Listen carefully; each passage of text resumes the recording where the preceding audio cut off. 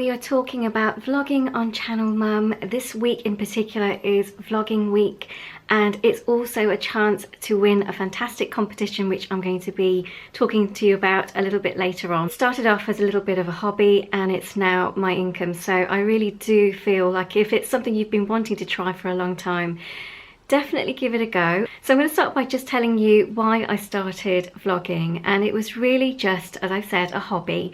I became a mum in 2014 and I was just completely blown away by the amount of videos that I'd seen on YouTube by mummy vloggers recording their journeys on pregnancy and that kind of thing, and I just thought it'd be a great way of recording memories regarding my son Jay, who we really were very lucky to have. Initially I started blogging, and that was really something that I still love doing. It's still something that's part of my life. I love recording memories. So vlogging is something which is fun to do, and it shouldn't be stressful. If you're just somebody who would like to have something to look back on one day, then that's great, because I personally have family in California who don't get to see Jay on a daily basis, or don't get to see me on a daily basis, but it's a nice way of them to keep in contact with me, or just to see what we're up to. So they're probably going to be watching this video now as well. So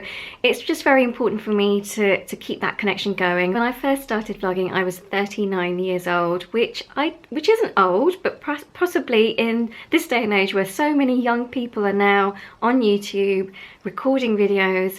So I did feel a little bit like I didn't know what I was doing. It was fair to say that I just didn't know how to start. When you do start vlogging, it's important to engage with other YouTubers as well and comment on their videos. I think that's part of what being a vlogger is. You know, it's not just about putting your videos out there, but it's also about looking at the content that other people are doing, and if it's something that interests you, then great.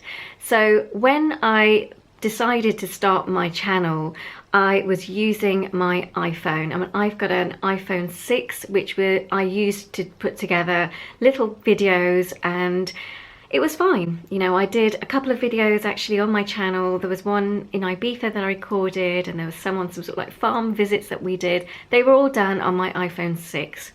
And then I used editing software. So I've got iMovie, which came with my MacBook over there, and that has been fine for me. iMovie is brilliant for beginners, and again, I wasn't sure how to use it, so I looked online. YouTube was my source, and this way I was able to edit the videos that I was doing.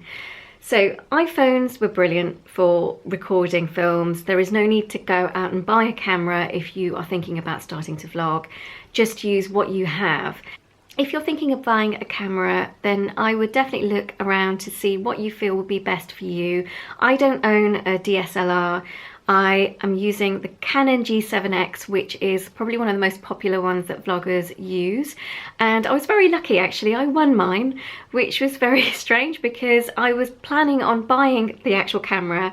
I entered a competition on Instagram, and lo and behold, I won the G7X. So I was very lucky, I think, and I love this camera. It's got a flip screen, which I'm looking at now, but that flip screen is very good at just kind of getting an idea of what you're going to be filming. So I'm looking at the lens, which is obviously very important to remember when you're filming. I use the auto function, and when I'm taking pictures, or the actual symbol for a video camera when I'm filming, and that tends to do the job okay. So I do feel like if you are taking it very seriously, then at some stage try and get to know the camera better in order for you to get the most out of it.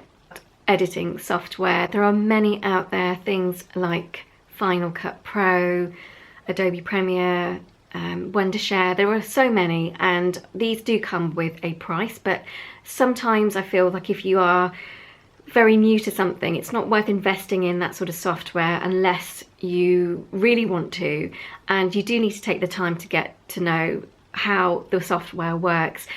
I know that vlogging isn't something that just for me happened instantly. It's taken a little while to get going. I'm still learning things about it, so that's something to bear in mind. And a lot of it is self-taught, but that's fine. When it comes to the equipment that I use, I have obviously mentioned the camera. I also have a tripod, which the camera is attached to at the moment. And this I picked up from a local electrical store, so it wasn't expensive. But it's handy to have because you can use the tripod to position the camera in different ways. I also bought a pair of box lights, which are currently switched on at the moment, to give the effect of natural light, because let's face it, in wintertime we don't really get much daylight. Now the box lights I purchased were from Amazon. They were about £60. Again, you don't need to purchase box lights. There are other alternatives. There's things like ring lights as well, or I don't know, I'm thinking maybe you can even use an ordinary lamp, but it's just additional things that you can start adding to your collection if you want to do so. I should also mention that with the camera, I think it's important to make sure that you have, I've actually got 2 SD cards, memory cards, so I can alternate between them when I'm filming if one gets full, for instance. So worth having a spare battery just in case it cuts out while you're filming. When you've finished recording a video and you've edited the video and you want to upload it to YouTube, I found that creating a YouTube channel was very easy, very straightforward. The only thing you have to bear in mind is possibly thinking about using other social media platforms as well to promote your video. So for instance, I have an Instagram account, I have a Twitter account, a Facebook account. When you have your video and your finished product and you want to upload it to YouTube, I found that it was quite easy to set up a YouTube channel with my basic sort of details. Obviously you need to think about a name. You might use your own name or you might create a name. I then found that I had to create thumbnails, and that was the thing that really stumbled me. I just didn't know how to create a thumbnail so that people could see the video and know what it was about. And I asked a few friends and they were using a program called PicMonkey, which is brilliant for just creating and editing photos and that kind of thing. So that's what I use. So when I upload the videos onto YouTube, you then need to be a little bit familiar about the settings and things like setting them to public viewing or private. You don't have to instantly feel like everybody's going to be watching your video the moment you upload it, because you can set it to private. And there's also an unlisted setting as well. If you're looking for music for your videos, again, this is something which you do have to be a little bit careful about because of copyright issues, but it's not a problem because you can find that there are many artists out there who do leave videos, music videos on YouTube for you to use, as long as you perhaps leave a link to their channel. I use Epidemic Sound, and I found that to be very good in terms of just a variety of different tracks. Now the exciting thing that I wanted to tell you about is when I started working with Channel Mum, which is coming up to about a year now, I was lucky enough to be selected as a sponsored vlogger for them, and it really was and is the best thing that's happened to me in a long time. I've absolutely loved this opportunity because I've made a lot of friends from it, as well as learning quite a bit about vlogging. Channel Mum is a fantastic online community of mums who share their information and tips and advice on all sorts of subjects. There isn't anything that we don't talk about, basically. It's all there, and it's all there for everyone. So even if you're not a vlogger and you don't intend on doing any vlogging, that's fine.